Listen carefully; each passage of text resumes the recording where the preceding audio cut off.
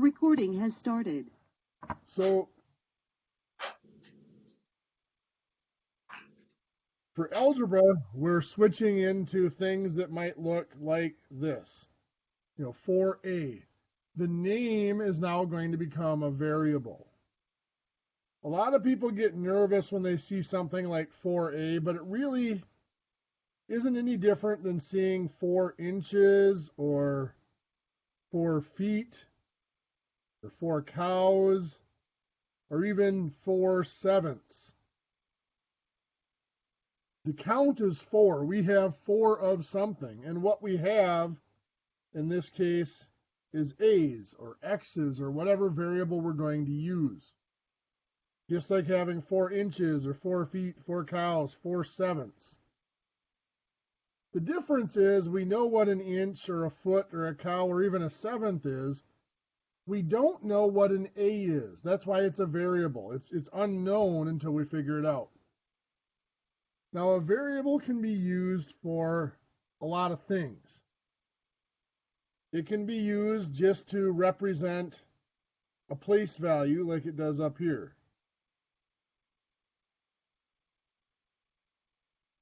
It could be 4a, or it could be 5x squared, or it could be even a multiple digit number, 3x squared minus 7x plus 2. Those are uses of variables. It is just, like I said, it's like an inch or a foot or a seventh or whatever. It can be used as a definition. In a definition, it means it could be any or all numbers.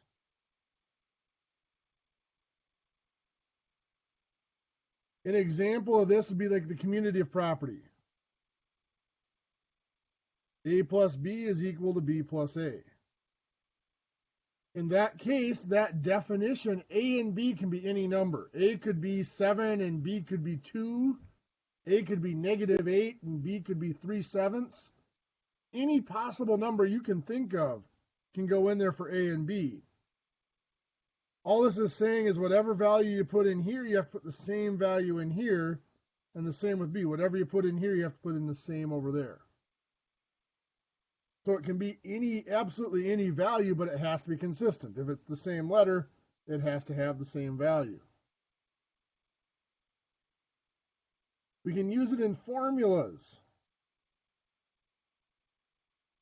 In a formula, there is a certain set of values it can take on, and we're just waiting to see what that value is. One of these examples would be your cutting speed formulas.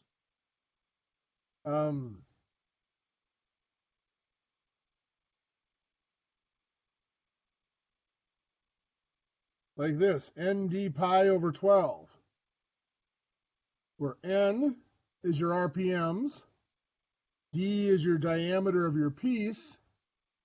This is if you're turning, of course.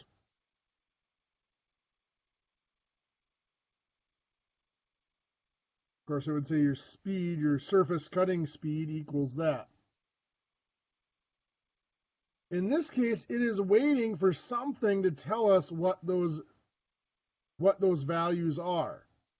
So we might be asked to evaluate for n equals 400 RPM and d equals 1.5 inches. So it's a 1.5 inch diameter part.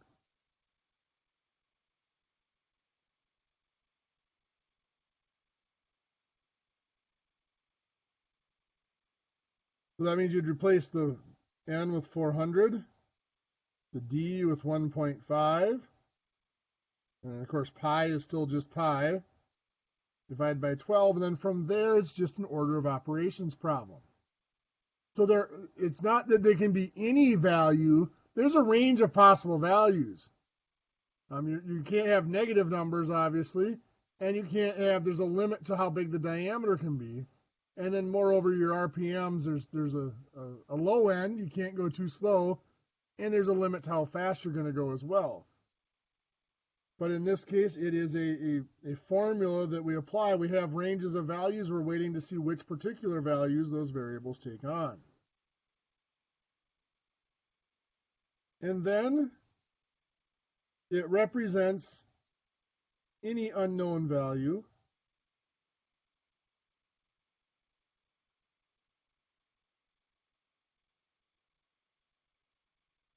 In an unknown value, it actually has a single value.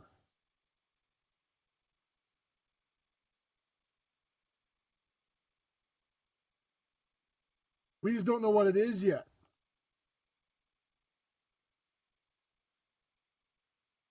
There might be something like 3x plus 7 equals 31. X has a value. There's only one number that x can be. We just don't know what it is, but we can figure it out from that information.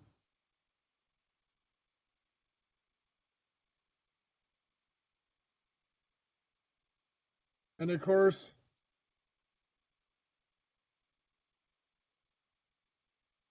it can be just a generic value.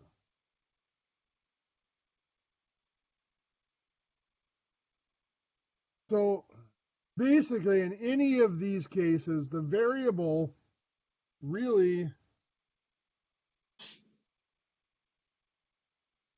is a letter or a symbol.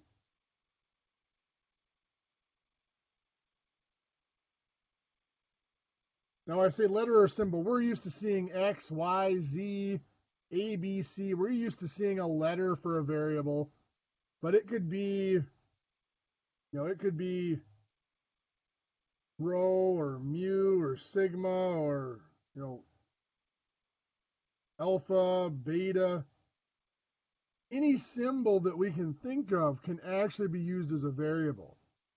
In fact, next semester in the spring, when we get into the trigonometry, in trig, we tend to use a lot of the Greek letters for unknown angles, just because it's kind of traditional and it allows us to distinguish. If you have a Arabic letter, like what we use, that usually stands for a length, and the Greek letters stand for angles. But they're still just variables, is all they are. So it's a letter or a symbol, not of symbol. A letter or symbol that is just waiting for a numerical value.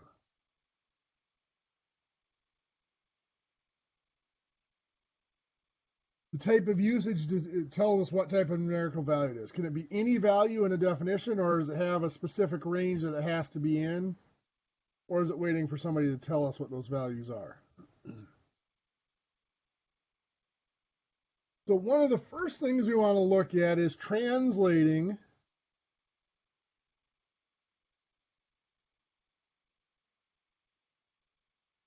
words to these algebraic symbols.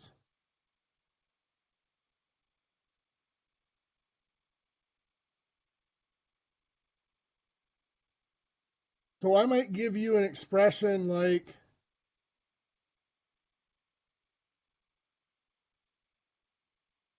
a number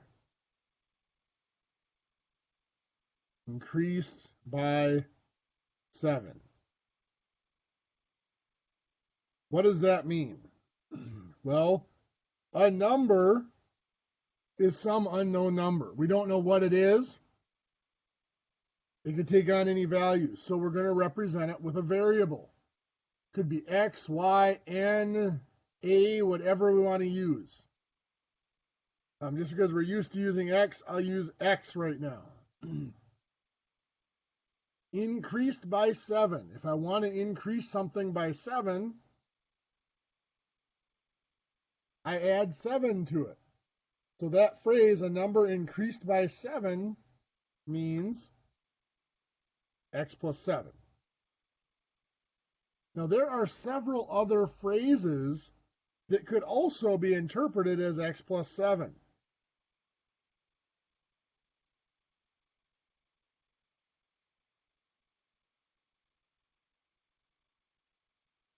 7 more than a number. If I want to get 7 more than something, I'm going to add 7 to it. So that would be interpreted as x plus 7.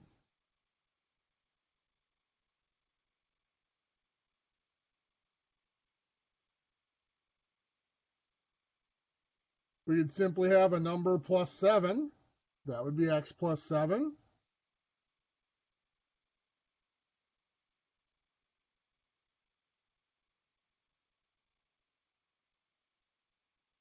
The sum of a number and 7. The word sum means the result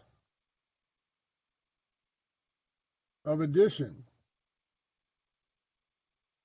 So when you see the word sum, there's an addition implied there somewhere. And of course, there are several more phrases that would be translated as x plus 7. Now, a lot of people look at this one here, 7 more than a number, and they say, well, since the 7 comes first, I would have probably put the 7 first, so 7 plus x. Does it matter? Well, the answer is no. Addition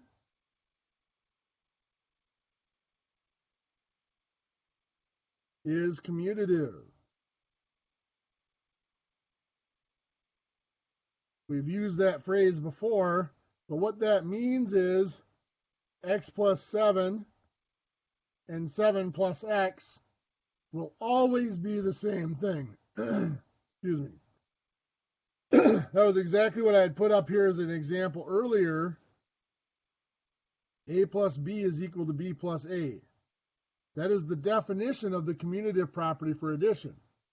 Doesn't matter what order the two numbers are in, they will add up to the same thing.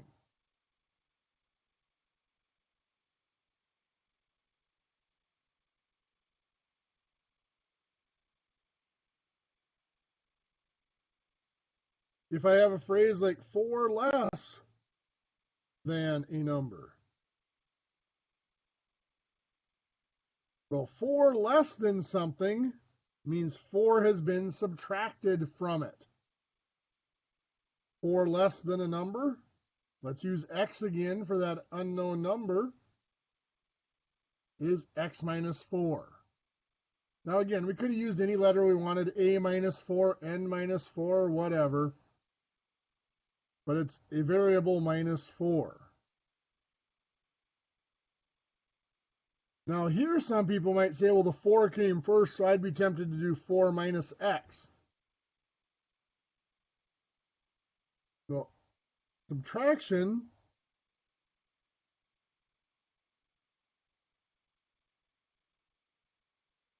is not commutative.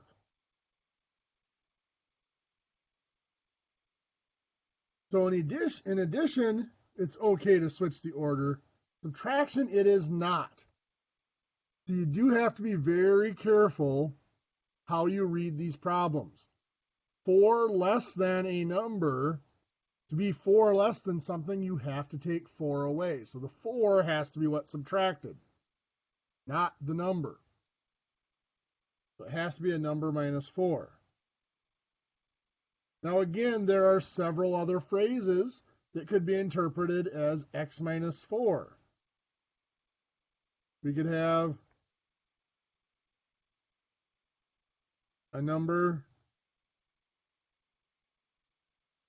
decreased by 4.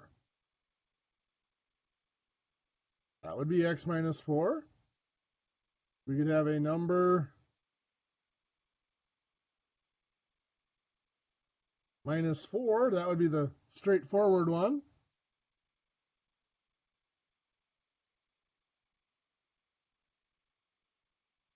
Four taken away from a number.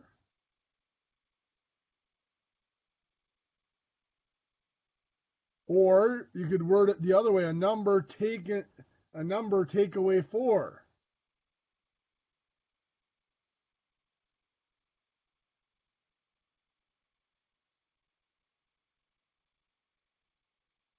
And of course, to go along with the addition one, we have the difference of a number and 4. So here the term difference. Difference is the result of subtraction.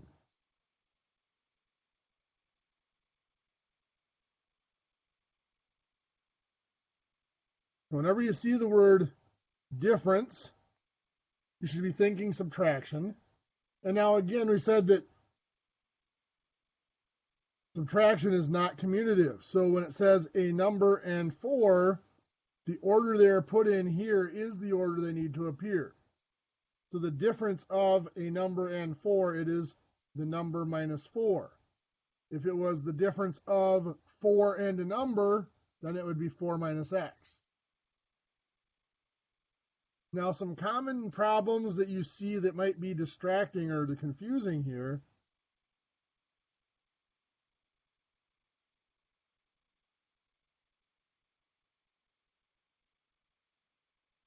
The phrase 4 is less than a number.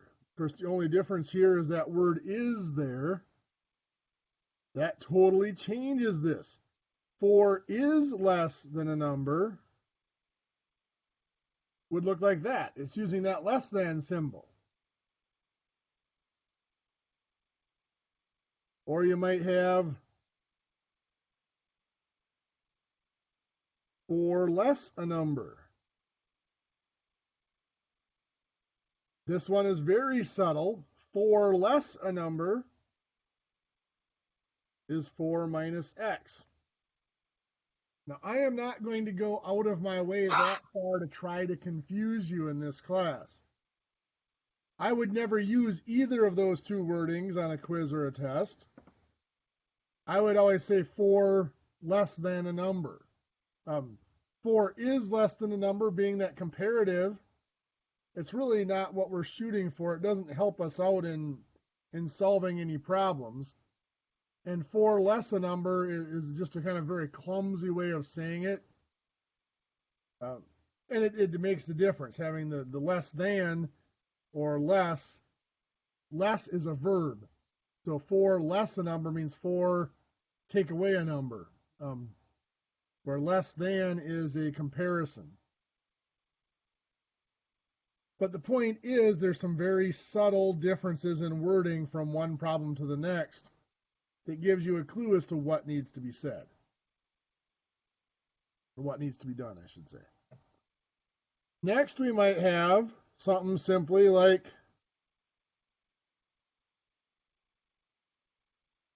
a number repeated 3 times. Well, here, you'd probably be tempted to say x times 3, which, or 3 times x, or just 3x. When we have 3x, that is saying 3 times x, or there's 3 of the x's, so they're being multiplied by 3. Does it matter which one we use? Well, no, because multiplication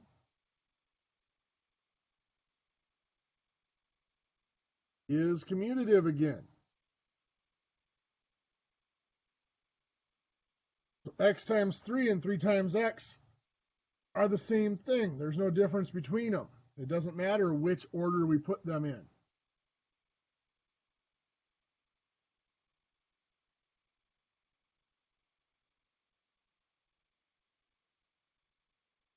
Other phrases that might mean x times 3 or 3x.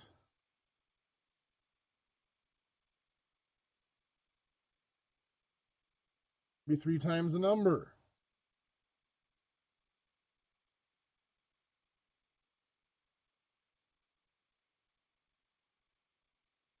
Number multiplied by 3.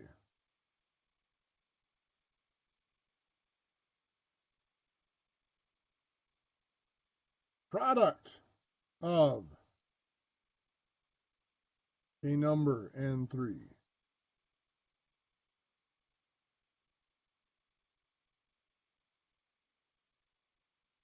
product of 3 and a number. Now the term product, just like sum and difference, is the result of multiplication.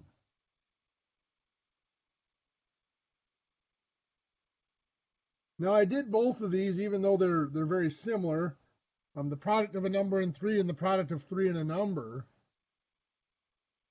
For difference, we want to write them in the order they are listed after it. The difference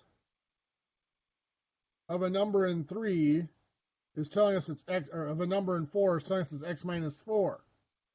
The difference of 4 and a number is telling us it's 4 minus x.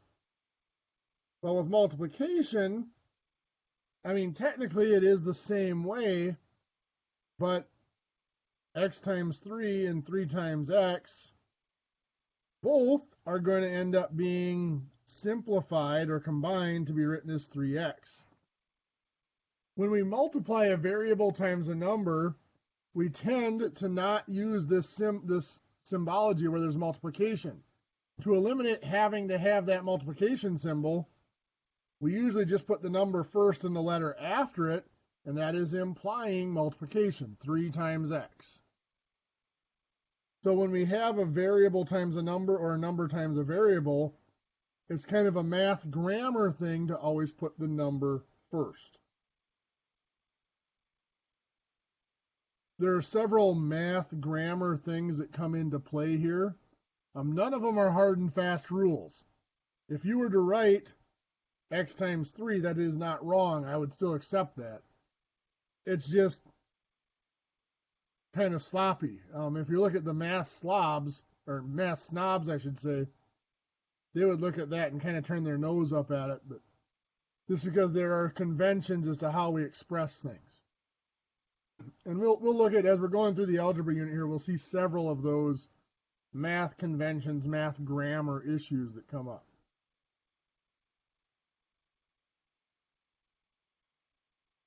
We might have a phrase like a number split 5 ways. So obviously this is going to be a division. It could be x divided by 5. Or the more common way to write it with variables is to use the fraction form of a division problem and just write it as x over 5. Would it matter if we did 5 divided by x? Well, division, like subtraction, is not commutative.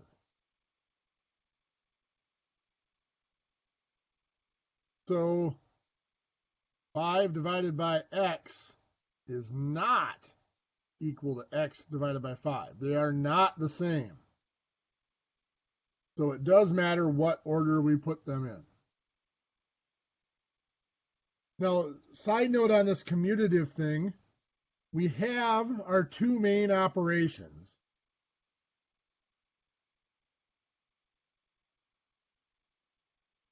Addition and multiplication. Those are really considered to be the main operations. And then we have their inverses, subtraction and division.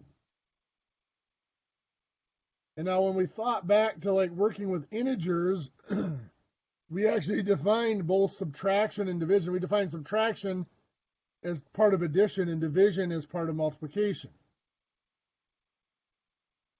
They are considered the inverse operations for addition and multiplication. In other words, technically in math theory, subtraction and division do not exist without addition and multiplication. They're just there to be the reverses of those operations. So the main operations are commutative, meaning we can switch the order of the numbers in the operation and it won't change the answer. The inverses are not commutative.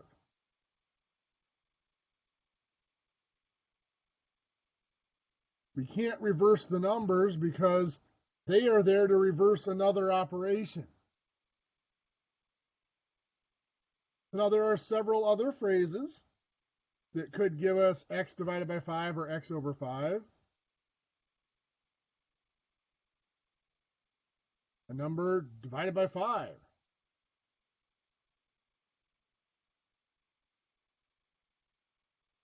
Five going into a number. That's kind of sloppy grammar there, sloppy notation there. But 5 going into a number is something being divided by that 5.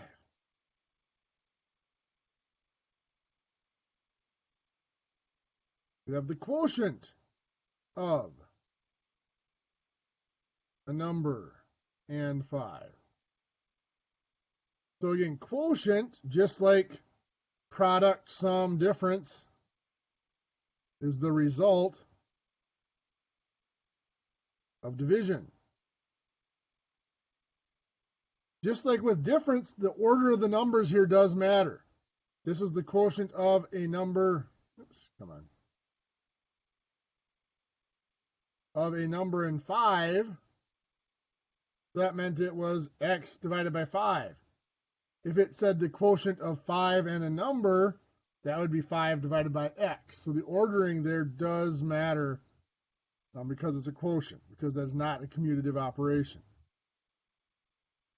Well, these simple single operations like this aren't that bad. Where it gets to be really difficult is when we have more than one operation together. We might have something like 6 times a number increased by 3. I'm going to give you a second in your notes to think about what that should say, what that would be.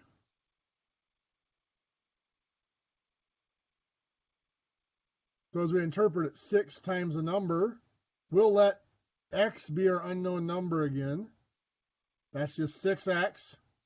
Increased by 3, well, that's just plus 3. That interprets to be 6x plus 3.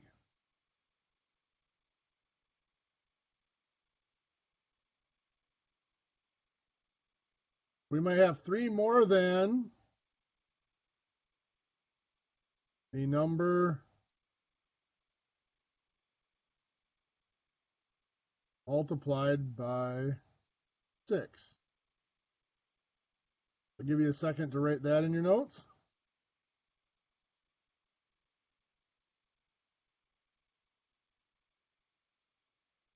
So 3 more than something implies that 3 has been added to something. A number multiplied by 6, well, it would be x times 6 or 6x.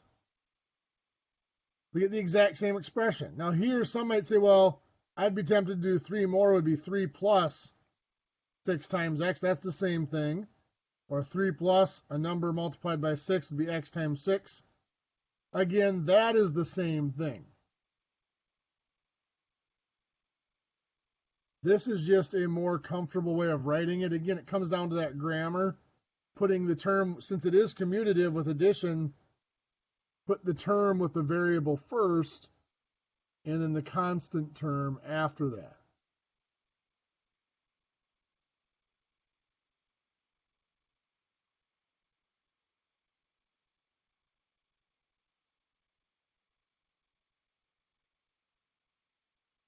We might have the phrase, the sum of 6 times a number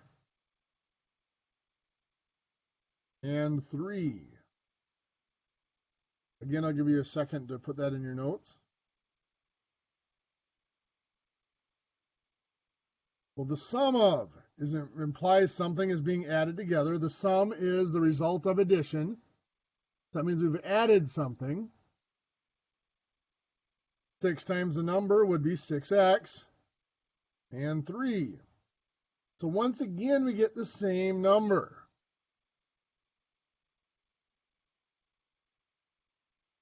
Or the same expression, I should say.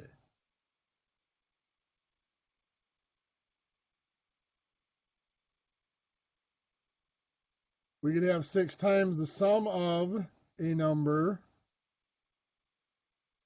and 3. Give you a moment to think about that one and write down what you think it should be in your notes.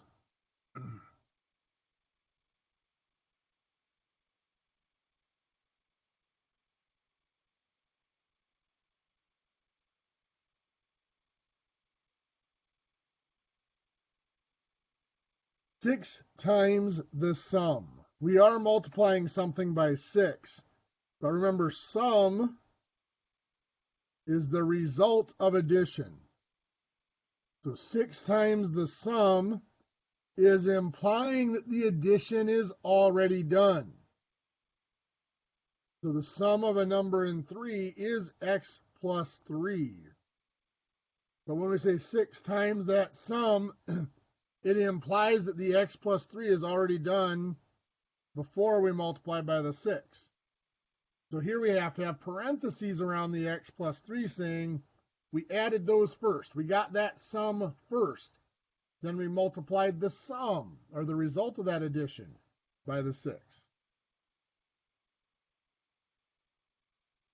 So we have to be very careful. I mean, I did that on purpose to lull you into 6x plus 3.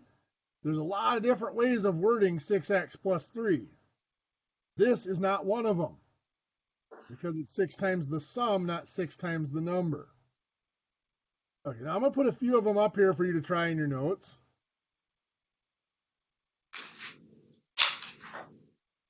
Eight less than 5 times the number.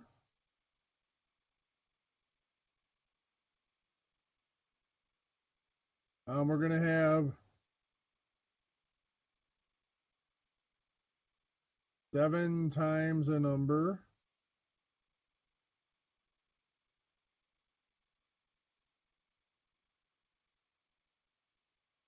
Increased by 9. And we're going to have 4 times the difference of a number and 2. I'll give you a minute to write those out in your notes and to put down what you think the expression should be for each of those.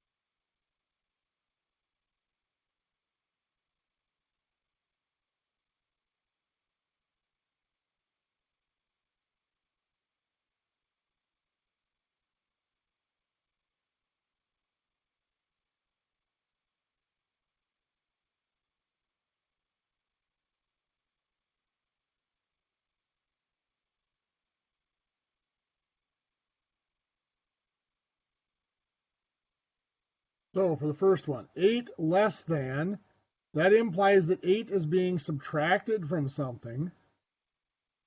5 times the number, well, that'll be 5x. So 5x minus 8.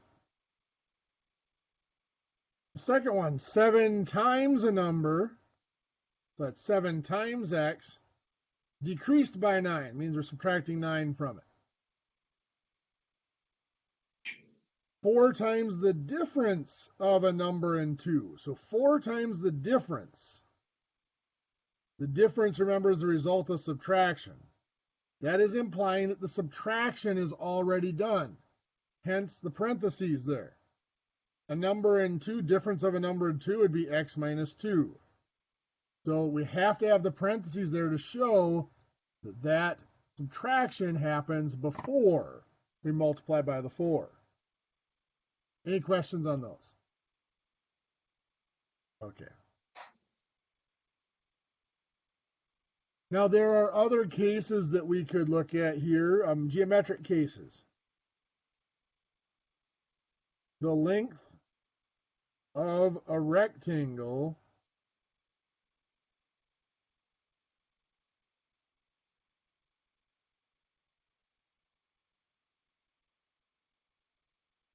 is 4 times the width.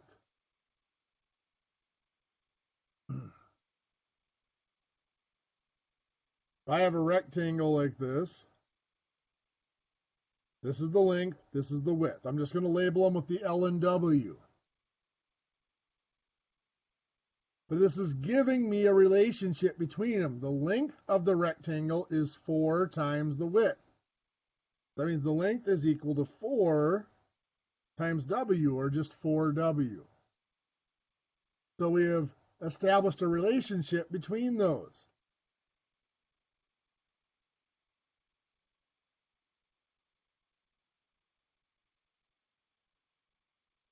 We might have the length of a rectangle is 7 more than the width. Oh, I'm really having a hard time spelling today, sorry.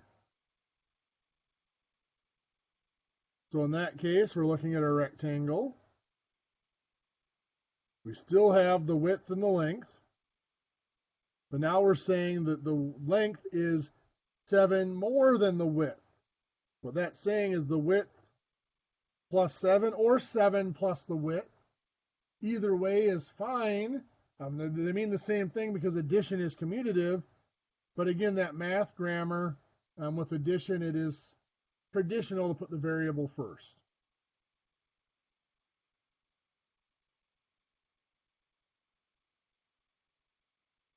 The length of a rectangle is 5 more than twice the width.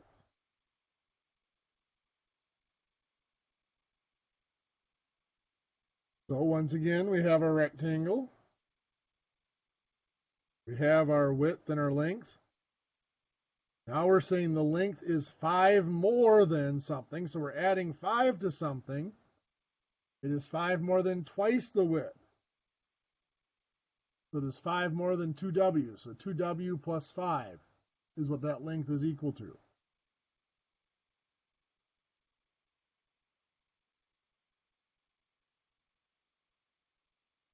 I believe, at least to me, taking words and translating them from words into an algebraic expression like these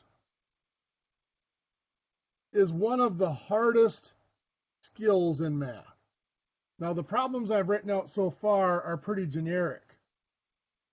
But we're going to start, at some point, we're going to look at word problems and have to pick the information out of those word problems to create that algebraic expression, algebraic number. And that is, like I said, one of the hardest skills to deal with in math. We might have a phrase like, Sam sells 4 times as many cars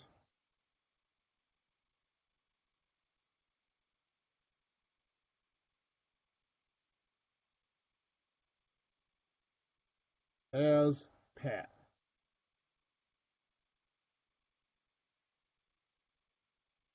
Express the sum of their sales.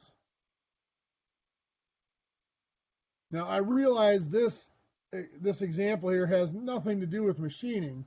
It's just a simple example that we can use that doesn't get too complex. There are examples in machining, but they get pretty complicated for a beginning lesson like this. So here we have Sam and Pat. We want to express their sales. But the key here is we need to express them both with a single variable. I could have, put S for Sam sales and P for Pat sales, and say S plus P equals the total, the sum. But we want to express them both with the same variable. So what we have to do is we look at the information given in the problem and figure out which one of them can be expressed in terms of the other. And this first line tells us that. Sam sells 4 times as many cars as Pat. If we let P be the number of cars that Pat sells, Sam is 4 times that, 4 times P. So their sales, S plus P, Sam plus Pat, can be written as 4P plus P equals the total. So that's one of the skills that you have to develop, or that we're going to try to develop over the next couple of weeks, is figuring out which one can be expressed in terms of the other. Here, figuring out that if we let the variable be Pat's, Sam's is 4 times that. And again, it's really experience. It's not a skill that I wish I could give you some tricks to make it easier.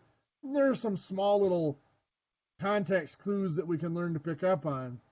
But for the most part, it's just repetition, doing it over and over again until you get used to seeing patterns. You see that when there's a phrase like 4 times as many, that means you find out which one's smaller. You represent the smaller one with the variable. In this case, that would be Pat's sales. And then the larger one is represented as that variable times whatever that multiplier is. Similarly, we could have something like Peyton sells 7 more cars than Alex. Express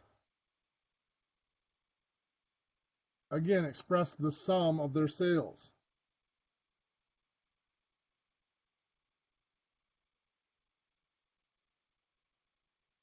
So I want you to take a minute to express that, see if you can get that written out, and then we'll go over it.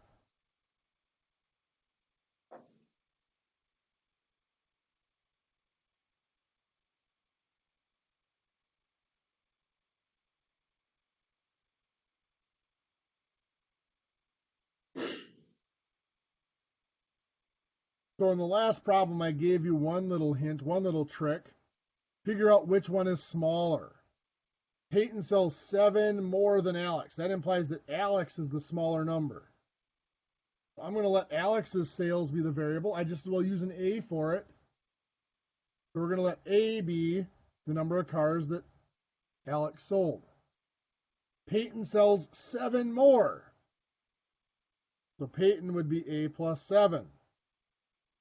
So the sum of their sales would be Peyton, A plus 7, plus Alex, which is A, equals that sum or total.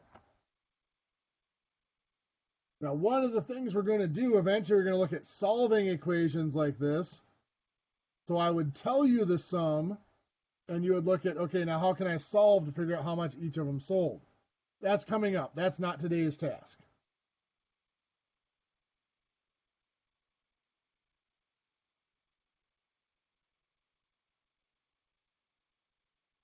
So for homework today, you're in the big book.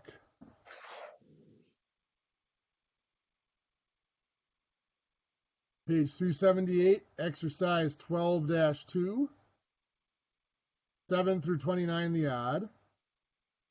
That is dealing with reading a phrase and translating into variables. Page 423, exercise 14-2, 7 through 33, the odd. This is a slightly different twist on reading a phrase and translating it into numbers and symbols and variables. For the second hour of class, did you guys say you had the test printed off? Okay. So we will work on the test here for the second hour of class. I'll shut the recording off for you. I will stay on the network, so if any questions pop up, just give me a yell. I'll be sitting here grading papers and working on some other stuff. If you guys need a break, go ahead and take one.